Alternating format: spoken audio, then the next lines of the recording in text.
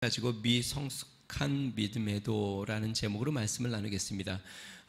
믿음은 자라나는 것입니다. 예수님께서 겨자씨만한 믿음만 있어도라고 말씀하셨는데, 다시 이야기하면 믿음을 씨앗으로 비유했죠. 근데 이 겨자씨는 크게 자라면, 겨자나무가 크게 자라서 새들이 깃들게 된다. 다시 이야기하면 믿음은 처음에는 굉장히 작게 시작되지만 그 믿음이 계속적으로 자라서 큰 나무를 이루듯이 우리의 믿음은 그렇게 성장해 간다라는 것입니다. 여러분 어떠세요? 여러분의 믿음이 계속 성장해 가고 있습니까? 네. 그런데요, 실제로 사단은 우리의 믿음을 빼앗으려고 합니다. 사단은 우리를 빼앗는 방법이요, 유혹, 그 다음에 위협, 우리를 유혹하고 위협하여 두려움을 심어 우리의 믿음을 자꾸 의심하게 만들고, 하나님을 믿고 가는 것은 굉장히 위험천만한 일이고 두려운 일이라는 것들을 생각하게 해서 믿음을 지키지 못하고 믿음으로 살지 못하고 믿음에서 떠나가도록 우리를 자꾸 공격합니다. 그래서 어떤 사람은 믿음을 소유했다가 믿음을 잃어버리는 사람도 있고요, 우리 주님은 어떠시냐면 우리의 믿음을 격려하고 때로는 연단한다는 건 때로는 시련과 고난도 주신다는 것이죠. 격려하고 연단하여 우리의 믿음을 자라나게 하십니다. 다시 한번 이야기해 볼게요. 우리가 예수님을 믿어 믿음을 소유하기 시작하면 일단 믿음의 생명을 소유하게 되는데요. 그러니까 믿음의 씨앗을 소유하게 되는데, 사단은 어떻게 하든지 이 믿음의 씨앗을 빼앗아 가려고 하고, 우리 주님은 이 믿음을 계속적으로 자라나도록 우리를 인도해 주십니다. 그래서 예수님께서 비유로 드신 4가지 밭에 대한 비유를 보면, 말씀이 뿌려졌는데 그 말씀을 처음에 믿음으로 받았다가 사단이 그 믿음을 빼앗아가는 자도 생겼고, 또 어떤 자는 인내하고 그 말씀을 기쁨으로 받아 30배, 60배, 100배의 열매를 맺은 자도 있습니다. 그래서 우리는 어떻게 되냐면 옥토처럼 말씀을 기쁨으로 받고 인내해야 합니다. 다시 한번요. 주일날 제가 이제 설교를 합니다. 그러면 여러분들이 설교를 들으면 때로는 부담스러운 설교가 있죠. 지난주에도 제가 믿음으로 나아갑니다. 계산하지 말고 믿음으로 하나님의 감동과 믿음을 주시면 믿음에 순종해야 합니다. 그런 설교를 했어요. 자, 근데 실제로 이렇게 사는 것은 굉장히 큰 도전이고 위험스러운 것처럼 느껴지고 부담스러운 일일 수도 있습니다. 자, 그런데 이것을 내가 믿음으로 말씀을 기쁨으로 받으면, 어떤 사람은 기쁨으로 받지 않고 어떤 사람은 기쁨으로 받는데, 하나님의 말씀을 기쁨으로 받고 그 말씀대로 인내하면 결실을 맺습니다. 30배, 60배, 100배의 열매를 맺는 것이죠. 근데 아무리 말씀을 들어도 그거를 기쁨으로 받아들이지 않으면, 그러니까 튕겨내는 것이죠. 그것을 내가 받아서 인내하고 그 말씀대로 살지 않으면 열매를 맺지 못하는 것이죠.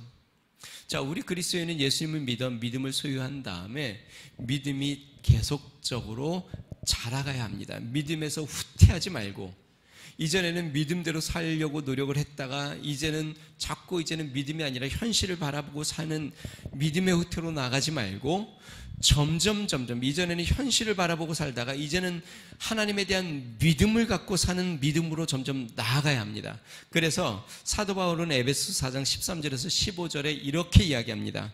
우리가 다 하나님의 아들을 믿는 것과 아는 일에 하나가 되어 온전한 사람을 이루어 그리스도의 장성한 분량이 충만한 데까지 이르리니. 다시 이야기하면 우리의 믿음이 어디까지 가야 되냐면 예수 그리스도의 장성한 믿음까지 성장해야 한다.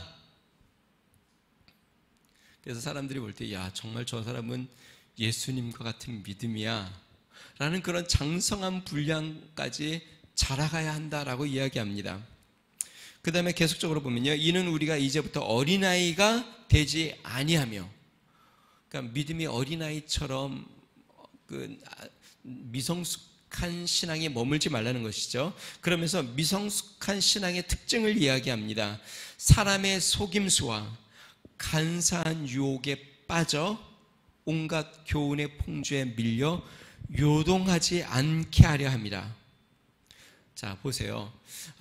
내 믿음이 아직 어린아이와 같은 믿음인지 미성숙한 믿음인지 아닌지를 보려면 내 믿음이 자꾸 흔들리는지 안 흔들리는지를 보면 알 수 있습니다.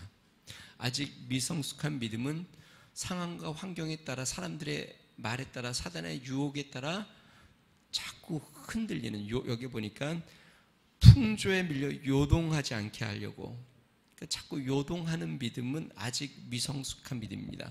성숙한 믿음은 마치 이런 것 같아요. 여러분들이 씨앗을 심으면은요, 씨앗을 땅에 심어요. 아직 처음 심었을 때는 뿌리가 깊지 않아요. 그래서 그냥 바람이 불면 막 흔들리고 이렇게 뽑으면 금방 뽑히죠. 그런데 시간이 지나서 뿌리를 점점 깊이 내리면 어떻게 될까요? 광풍이 불어도 뽑히지가 않습니다. 아무리 내가 힘을 줘 뽑으려고 해도 뽑히지 않는 것이죠. 왜냐하면 벌써 뿌리를 깊이 내렸기 때문에. 우리가 믿음의 뿌리를 깊이 내려서 성장을 하게 되면 마치 시냇가에 심은 나무처럼 하나님의 근원에, 하나님의 말씀 안에, 하나님의 영적인 은혜 안에 깊이 뿌리를 내리면 코로나가 그 이상이 되든 아니면 우리의 사업에 어떠한 문제가 오든 인간관계에 어떤 어려움이 오든 어떠한 삶의 변화가 오든 흔들림이 없게 되는데, 물론 잠시 바람에 요동함이 있을 수는 있지만 항상 그 자리에 깊이 뿌리를 내리게 되는데, 믿음이 뿌리가 없으면 뽑혀지는 것이죠. 환경이 변하면 막 흔들리는 것이죠. 우리는 처음 미성숙한 믿음으로 출발을 합니다. 그래서 세상의 유혹도 쉽게 넘어가고 두려움에 도망치기도 하고 의심하기도 하고 포기하기도 합니다. 물론 우리 하나님은 우리의 믿음을 도우십니다. 그러나 만약에 우리가 계속 미성숙한 믿음에 머물러 있다면 그것은 문제인 것이죠. 자, 지난 주일날 아브라함을 하나님이 부르시는 장면이 성경에 나왔습니다. 그리고 아브라함은 믿음으로 나아갔습니다. 물론 아브라함의 믿음이 아직 성숙한 믿음이 아니에요. 왜냐하면 하나님을 그때 처음 하나님의 부르심을 받았고 순수한 마음으로 아멘하고 믿음을 쫓아 나아갔습니다. 그러나 아직 아브라함은 초신자와 같은 믿음이에요. 아직 성숙하지 않은 믿음이라는 것이죠. 자, 오늘 본문에 아브라함의 믿음이 성숙하지 못했다는 증거들이 몇 가지가 나옵니다. 첫 번째요, 하나님의 약속의 땅을 두고 애굽으로 내려갔다는 것이에요. 두 번째, 하나님께서 그 아내를 통해, 사라를 통해, 아브라함을 통해 많은 민족을 두겠다고 이야기했는데 이 아내를 누이라고 거짓말을 해서 아내를 빼앗기는 장면까지 나옵니다. 다시 이야기하면 아직 분명히 믿음은 있습니다. 아브라함에게 믿음으로 순종했습니다. 그러나 아직 성숙한 믿음은 아니라는 것이죠. 자, 그러면 이 아브라함이 오늘 본문 말씀 보니까요, 가나안에 갔는데 하나님이 약속한 땅 가나안에 갔어요. 그리고 하나님이 내가 이 땅에서 너를 축복해 주겠다고 말씀하셨어요. 그런데 그곳에 기근이 심히 드니까 아브라함이 그곳에서 피해서 애굽으로 내려가죠. 결과는 어떻게 됐을까요? 결과는 하나님께서 참 신기한 장면이 있습니다. 제가 성경을 쭉 읽어보니까 하나님이 아브라함을 책망하는 장면이 하나도 안 나와요.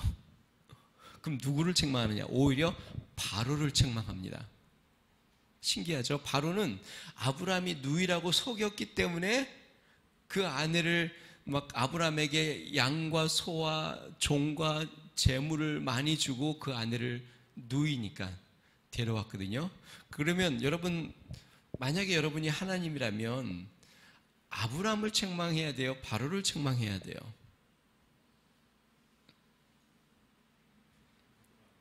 아브라함을 책망해야 될 것 같은데 성경에 아브라함에 대한 책망이 하나도 안 나오고 하나님이 바로를 치십니다.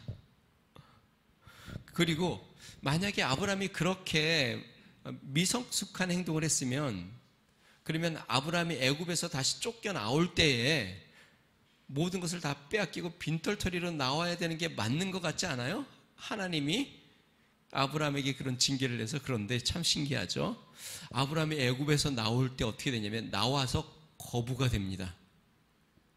오히려 더 큰 부를 얻어서 나옵니다. 저는 그러면 아브라함에게 잘된 일인가, 이 모든 것이? 그렇지는 않다고 생각이 들어요. 아브라함이 아내를 빼앗기고 얼마나 두려워하고 마음고생하고 고통을 당했을까? 하나님이 그것을 아셨으리라고 저는 믿습니다. 자, 그러면 오늘 본문에서 아브라함이 보여준 미성숙한 믿음의 모습은 어떤 것인지를 보면서 혹시 내 믿음의 모습을 한번 비교해 보시면 좋겠습니다. 정말 내가 미성숙한 믿음인가? 아니면 성숙한 믿음인가? 자, 첫 번째요. 우리가 너무나도 잘 아는 거지만 미성숙한 믿음의 첫 번째 증거는 뭐냐면 하나님의 뜻을 구하지 않고 행한다는 것입니다. 아브라함이 하나님의 인도하심으로 가나안 땅에 장막을 쳤는데 극심한 기근이 찾아오죠. 10절 같이 한번 읽어보겠습니다. 같이 있습니다. 시작. 그 땅에 기근이 들었으므로 아브라함이 애굽에 거류하려고 그리로 내려갔으니 이는 그 땅에 기근이 심하였음이라. 기근이 찾아왔는데 오늘 성경에 뭐라고 이야기하냐면 기근이 심하였다. 아주 극심한 기근이 찾아왔다라고 이야기합니다. 자, 그래서 이 아브라함이 물이 풍족한 애굽으로 잠시 거류하러 내려갑니다. 여기서 거류한다, 10절에 거류한다 그랬는데요. 거류한다라는 뜻은 무엇이냐면 임시로 잠깐 거처하겠다. 영어 성경 뭐라고 표현됐냐면요, for while이라고 되어 있습니다. 그러니까 잠시 동안 내가 애굽에 머물려고 아브라함이 가족과 조카 롯을 데리고, 아내와 조카 롯을 데리고 이 기근만 잠시 피하자 하고 애굽으로 내려간 것이에요. 자, 여러분, 이제 제가 질문을 할게요. 저를 한번 보세요. 극심한 기근이 찾아오면 그 자리에 계속 머물러 있는 게 믿음일까요? 잠시 피하는 게 믿음일까요?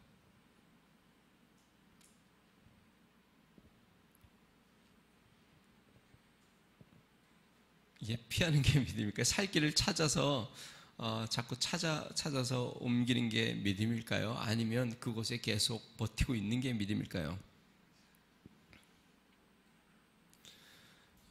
여러분들의 삶에 경제적인 큰 어려움이 찾아왔어요.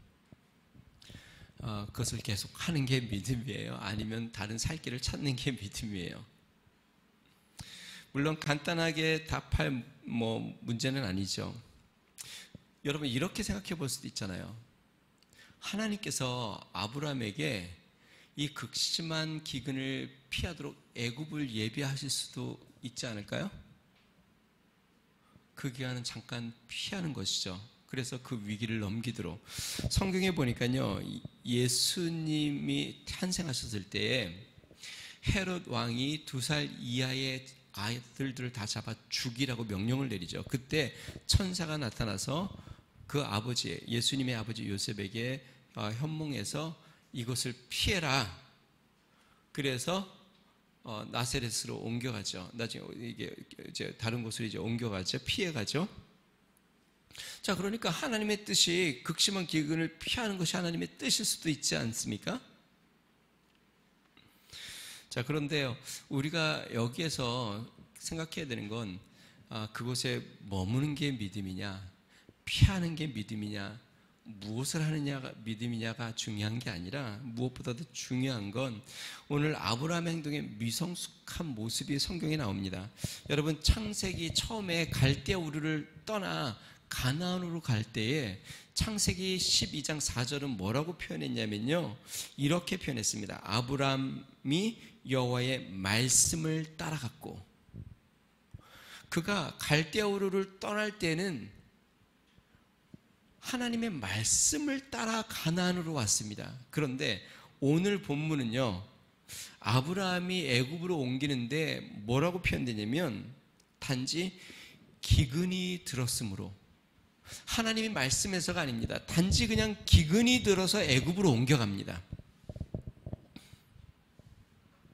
다시 이야기하면 애굽으로 가고 안 가고가 문제가 아니라 아브라함이 하나님의 말씀, 하나님의 뜻을 구하지 않고 지금 행하고 있는 것이 더 큰 문제입니다. 저는 이런 생각이 들어요. 만약에 아브라함이 가나안에서, 저를 한번 보세요. 기근이 심하게 왔어요. 그때 아브라함이 하나님 앞에 기도합니다. 하나님이 약속의 땅 가나안으로 인도해서 여기까지 왔는데 이렇게 갑자기 기근이 심해서 죽게 됐습니다.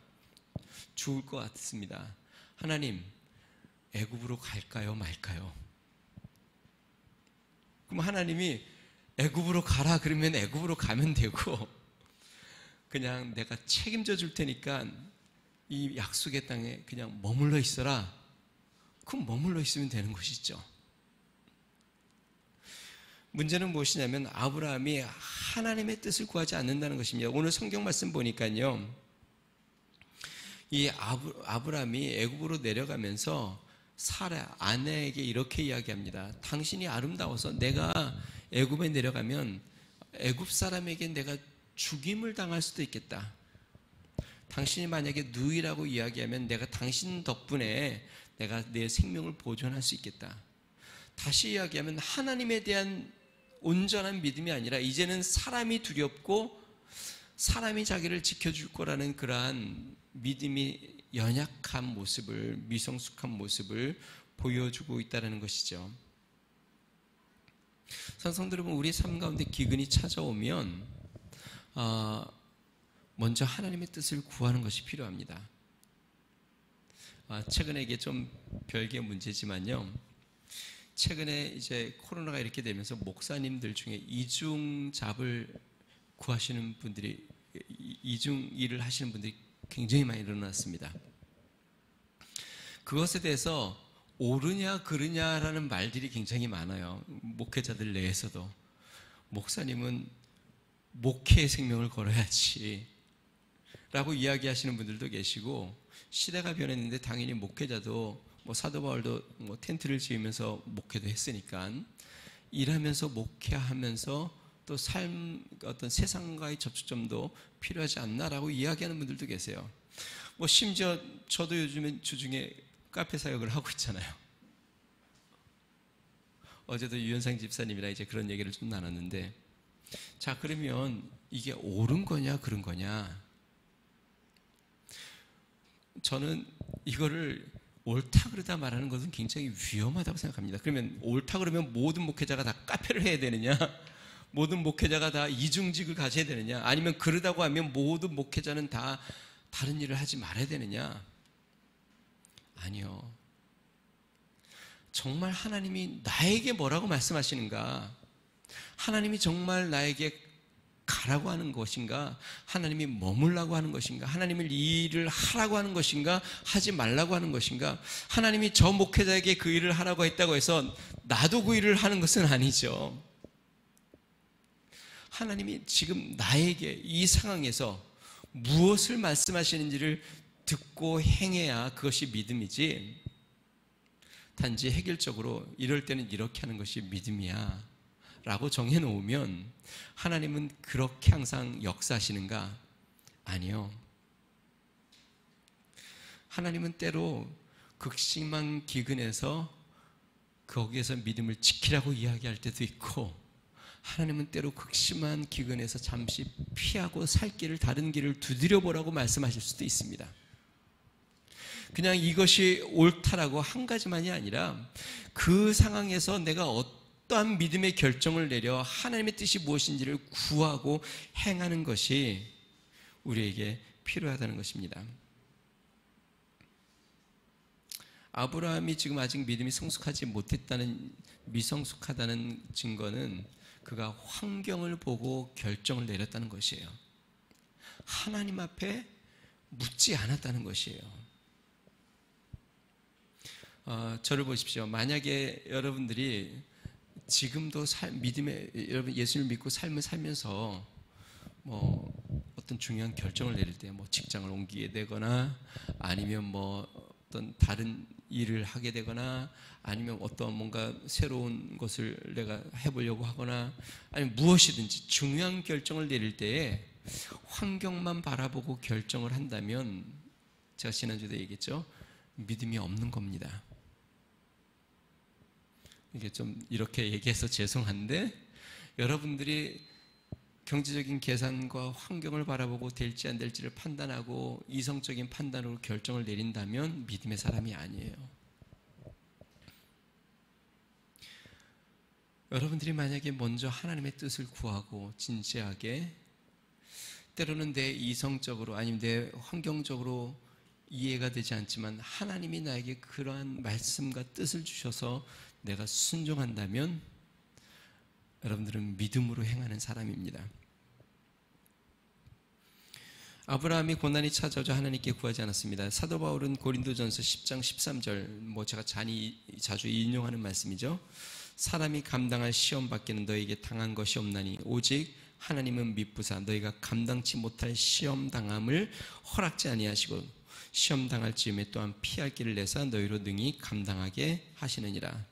아브라함을 하나님이 가나안으로 부르셨으면 아브라함이 감당할 수 있는 길을 하나님이 예비하셨을까요?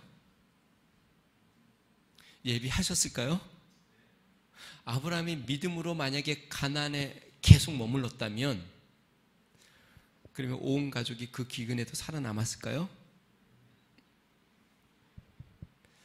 아브라함이 만약에 믿음으로 가나안에 있던 애굽으로 있던 어떤 믿음으로 결정을 내렸다고 한다면 하나님은 그 감당할 믿음을 그에게 주셔서 능히 그 극심한 기근을 감당했을 것이고 그가 감당할 수 없을 정도가 되면 하나님이 아브라함이 길을 찾는 게 아니라 하나님이 길을 열어놓으셨을 겁니다. 분명히 어떤 방법을 통해서든 그러면 능히 감당할 수 있도록 믿음으로 능히 감당할 수 있도록 하나님은 길을 열어놓으셨을 거예요.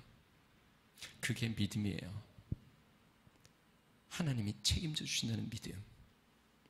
반드시 내가 믿음으로 하나님의 뜻을 구하고 순종하면 하나님이 분명히 역사하신다는 믿음.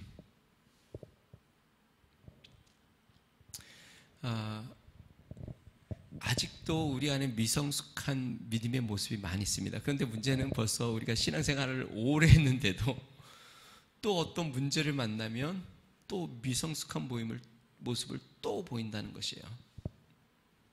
하나님 앞에 먼저 구하고 계십니까?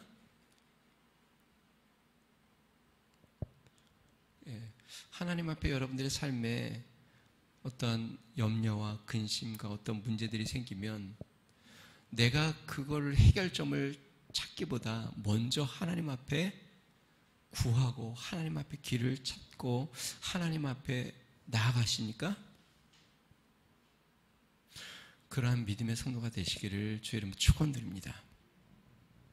이스라엘 백성들이 이제 나중에 보면은요 출애굽해서 이제 가나안에서 이제 민족들과 전쟁을 하는데 또 하나님이 왕을 세우고 일꾼들을 세우는데 하나님이 싫어하고 하나님이 그들을 버리시거나 하나님이 그들을 징계하시는 모습 자주 나오죠. 하나님께 구하지 않았더라.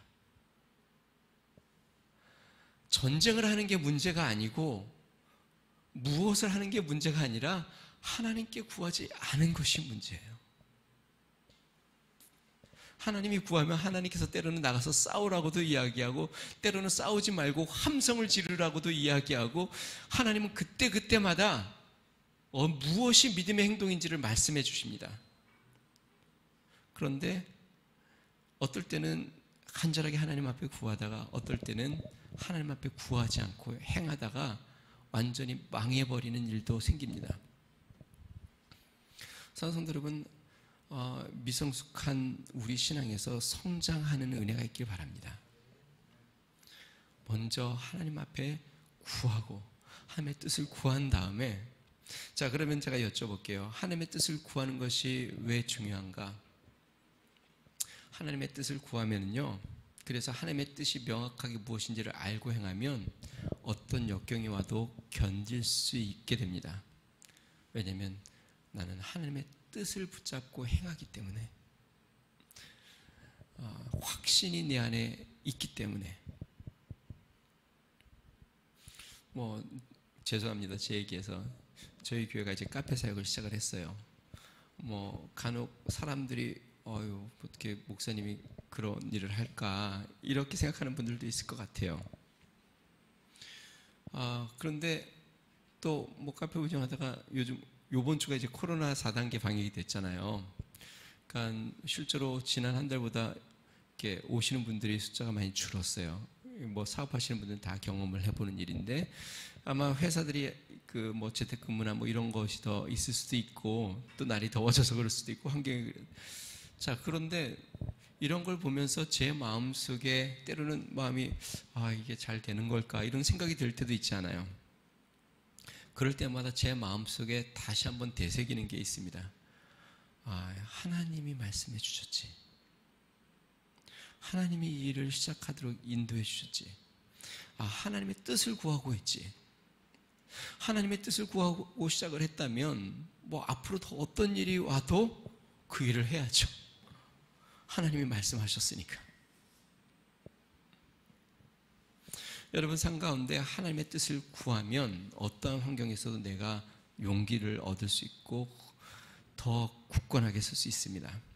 하나님의 뜻을 구하기 바랍니다. 자, 두 번째, 미성숙한 믿음에서 나타나는 특징은요, 하나님의 축복의 언약을 의심하고 흔들린다는 것입니다. 하나님께서 분명히 가나안을 보낼 때 아브라함에게 언약을 하셨습니다. 내가 축복해 주겠다. 내가 이 가나안에서 축복해 주겠다. 그랬더니 가나안에 왔더니 어떻게 해요? 극심한 기근이 들었어요. 하나님이 분명히 이곳에서 축복해 주신다고 했는데 와보니까 어떻게 해요? 이곳에 축복해 주신다고 했으니까 풍년이 들어야 맞는 거잖아요. 그리고 그곳에서 모든 일이 잘 풀려야 맞는 거잖아요. 그런데 와보니까 어떻게 해요? 극심한 기근이 듭니다. 그래서 이 아브라함이 아직 믿음이 성숙하지 않으니까 이 환경 때문에, 분명히 하나님의 언약은 있는데 환경이 그렇게 흘러가지 않는 것처럼 보이니까 어떻게 해요? 믿음이 막 흔들리는 것이죠. 여러분, 하나님이 언약을 주셨다고 해서 당장 환경이 그렇게 눈에 보이지 않을 때도 많이 있습니다. 그런 예는 성경에도 굉장히 많이 나옵니다. 그러면 그때 우리의 믿음은 자꾸 흔들리기 시작하는 거죠. 하나님이 언약했는데 이게 왜 이렇게 되나?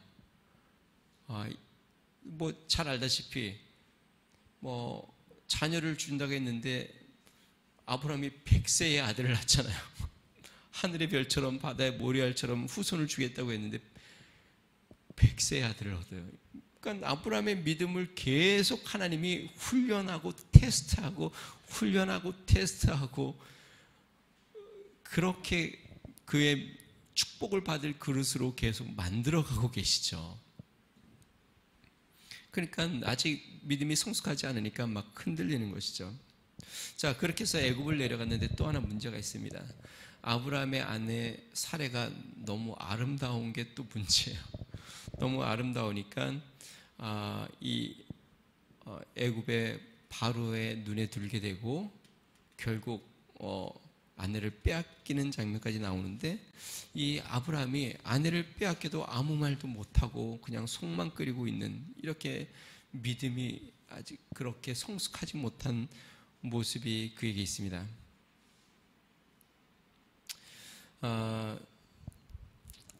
그 믿음이 아직 연약한 이 아브라함에게 우리 하나님께서 그의 믿음을 다시 새롭게 하시죠. 여러분, 우리는 환경에 따라 하나님의 축복의 약속을 자꾸 의심합니다. 제가 지난주에 그런 이야기를 했어요. 아브라함이 하나님의 축복의 약속을 붙잡고 나아갔다. 하나님이 우리를 부르셨을 때는 하나님이 우리에게 복 주시기 위해서, 하나님이 하늘의 신령한 복, 또 이 땅에서도 하나님의 놀라운 은혜와 축복을 주시기 위해서 우리를 부르셨습니다. 그런데 우리가 이 환경을 바라보고 하나님이 나를 축복하시지 않나 봐 라는 그런 의문들을 많이 갖게 되죠. 정말 하나님이 나를 복 주신다는 그 믿음을 항상 굳게 붙잡고 나아가지 못할 때가 많이 있습니다. 아브라함이 그랬죠. 그래서 우리는 성숙한 믿음, 하나님의 언약을 놓지 않는 굳건한 믿음을 가져야 합니다. 반드시 하나님이 우리에게 복 주시는 분이고 형통케 하시는 축복을 우리에게 주신다는 믿음을 놓지 말아야 합니다. 옆에 분이랑 같이 서로 이야기하는데요. 하나님의 축복의 약속을 굳게 붙잡읍시다 라고 한번 그렇게 고백해 봅시다.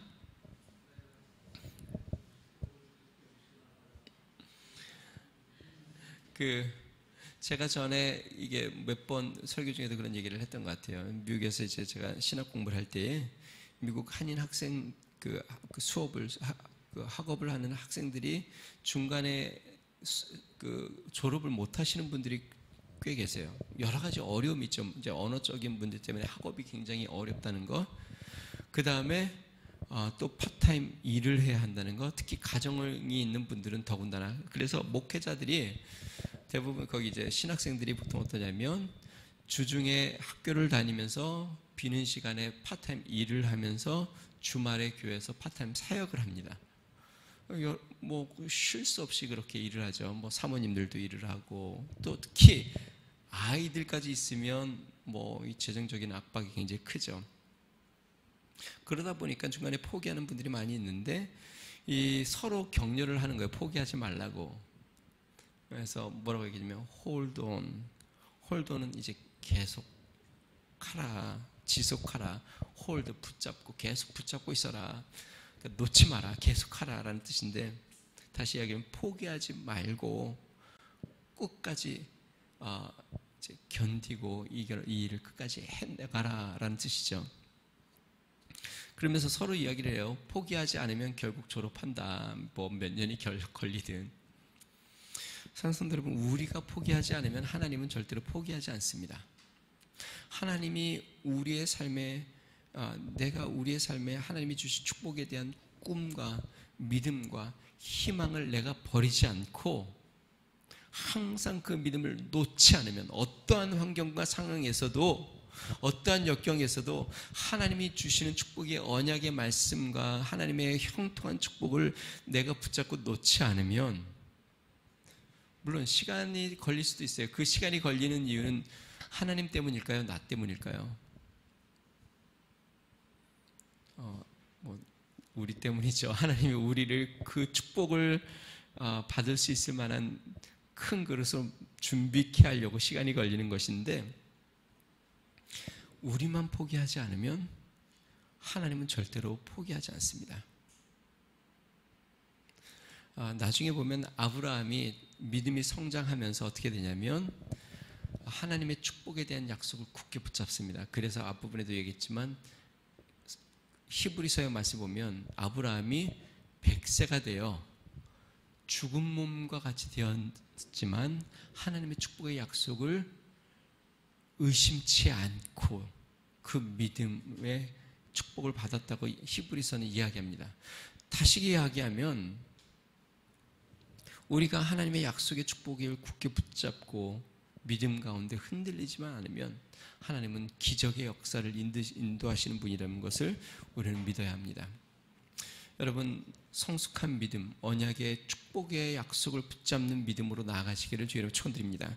자, 마지막 세 번째로 우리가 나눌 것은 하나님은 우리의 미성숙한 믿음을 도우신다는 것입니다.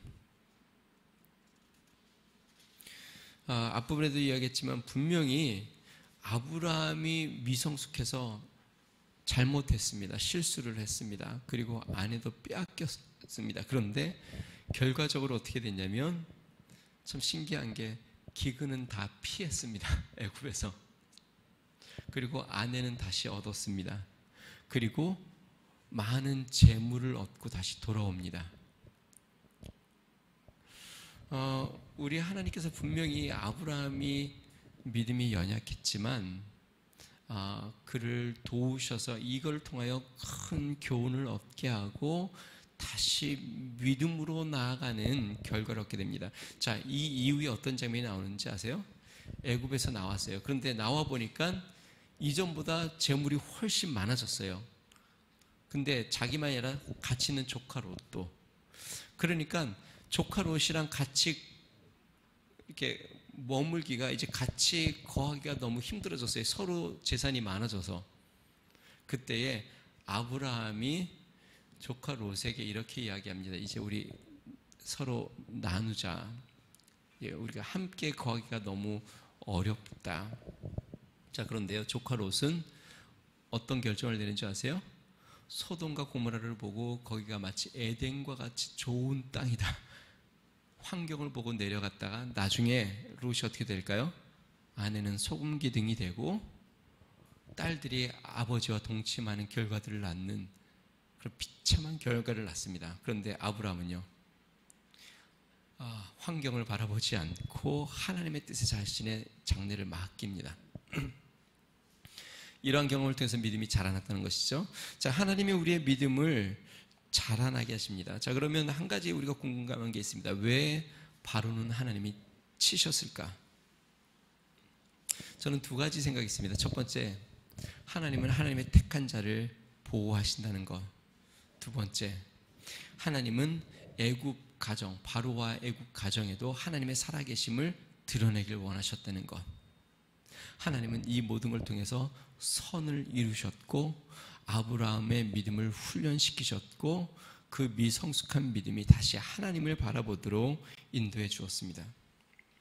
사랑하는 성도 여러분, 분명히 우리가 악한 길로 나가지 않고 믿음으로 살려고 한다면 미성숙한 믿음에도 하나님이 도와주실 겁니다.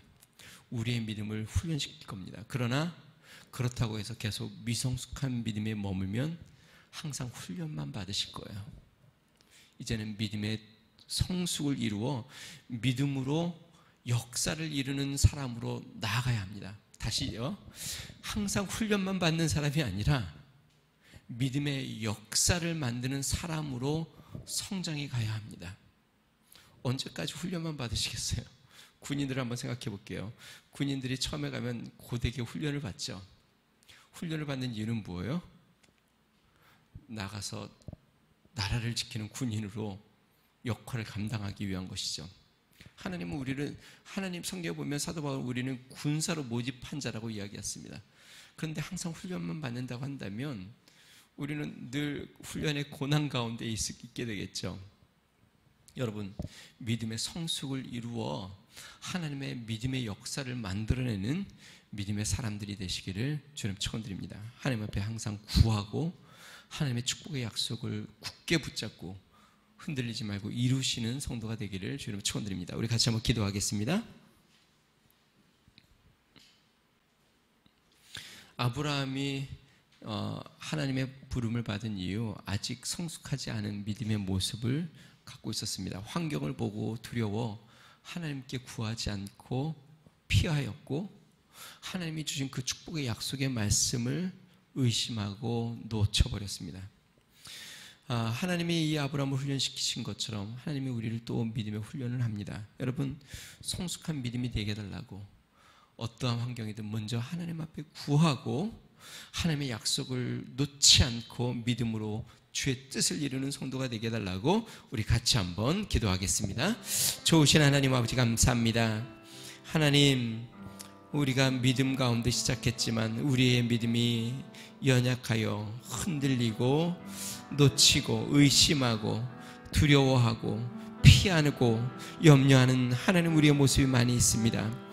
아브라함이 하나님 아버지 약속의 땅에 도착했지만 하나님 기근을 보고 하나님 앞에 구하지 않고 피하여 도망하였고, 또 하나님 언약의 약속을 준 하나님 그 아내를 누이라 속여 하나님 빼앗기는 장면까지 나옵니다. 능하신 하나님 아버지, 주님, 우리는 하나님 앞에 구하고 하나님의 뜻에 순종하고 언약의 약속을 굳게 붙잡는 믿음의 사람들로 믿음의 성장을 이루도록 주여 도와주시옵소서. 언제까지나 하나님 어린아이와 같은 미성숙한 신앙에 머무는 자 되지 않게 하여 주시고 그리스도의 장성한 분량까지 자라가는 믿음의 사람들, 그래서 믿음의 능력으로 살아가는 참된 그리스도인이 될 수 있도록 우리 하나님 은혜를 더하여 주시옵소서. 하나님 세상이 흉흉하고 하나님 아버지 두렵고 하나님 아버지 유혹이 많은 세상 가운데 하나님 아버지 흔들리지 아니하고 오히려 믿음 가운데 굳게 쓰고 하나님과 이번 한 주도 주님의 손을 붙잡고 동행하는 삶이 되도록 축복하여 주시고 인도하여 주시옵소서. 우리 하나님 축복하여 주시옵소서. 감사합니다. 좋으신 하나님 아버지 감사합니다. 하나님 험난한 이 세상 가운데 하나님 두려워하지 아니하고 환경을 바라보고 빠져들어가는 자가 아니라 하나님의 뜻을 구하고 믿음으로 발을 내디뎌 하루하루 하나님의 손을 붙잡고 믿음으로 주님 앞에 통행하는 삶이 되도록 주여 도와주시옵소서. 하나님 에스더가 죽으면 죽으리라 하나님 고백하고 믿음으로 나아갔던 것처럼 하나님 우리의 매일매일의 삶이 마치 믿음으로 살지 않으면 죽을 것과 같은 하나님 세상이 그렇게 사단이 우리를 믿는 자들을 삼키려고 하는 이때 하나님 믿음으로 살며 죽으면 죽으리라는 담대한 믿음으로 하나님의 뜻을 구하고 언약을 굳게 붙잡고 나아가는 참된 그리스도인 되도록 도와주시옵소서. 한 주도 주님의 은혜 가운데 굳게 서게 하여 주시고 믿음의 역사를 크게 이루도록 은총을 더하여 주시옵소서. 이제는 우리 주 예수 그리스도의 은혜와 하나님 아버지 무한하신 사랑과 성령님의 감동 감화 내주 충만케 하시는 은총이 환경을 바라보지 아니하고 하나님의 뜻을 구하고 그 약속의 말씀을 굳게 붙잡고 믿음으로 한 걸음 한 걸음 나아가며 승리하기로 결심하는 믿음의 성도, 가정과 교회와 나라와 민족 위에 이제로부터 영원토록 함께 하시기를 간절히 축원하옵나이다. 아멘.